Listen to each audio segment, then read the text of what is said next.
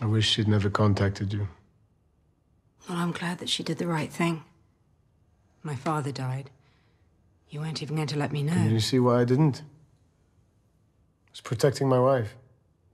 David.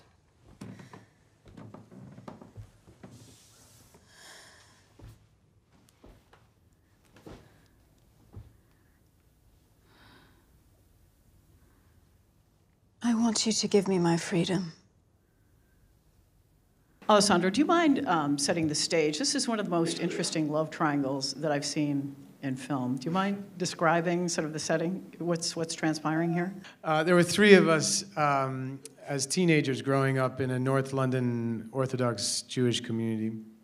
And we had all been very close. And the two women had had a lesbian romance as teenagers, and Rachel Weisz's father was the sort of community rabbi, the leader of the community, and he found out about it and sent her off to New York to get her away from Rachel McAdams' character. And in the intervening 15 years or so, I really became Rachel Weisz's father's protege and was being groomed to take over the community, and ended up marrying McAdams.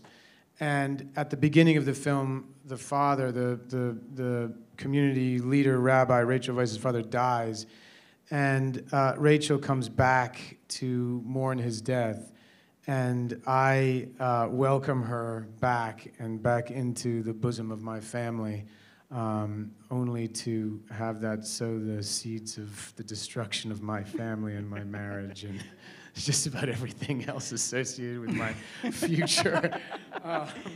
But you did it in such a warm and loving way. Well, yeah, I mean, one of the things that I really liked about the way that it was written is that of all the people in the community, I'm the one who keeps advocating for her. Over and over again, I keep sort of begging everybody to accept her back and acknowledge that she deserves to be there and to mourn her father. And the more that it becomes a threat to my own marriage, the more that I insist she has to stay. And there's a great tension that comes out of that. And that really was all I decided to play. Scene after scene after scene was just like love her as much as I can, even as she's, as I'm starting to sort of explode inside. At the same time that you're very respectful of this religious community, and that comes through on the screen, you're also examining how these two women can't be accepted within the community because of who they are. I mean, how does the film tackle that difficult question? Well, I mean, one of the things that drew me to the film was that the film really doesn't pit religion against freedom of sexuality.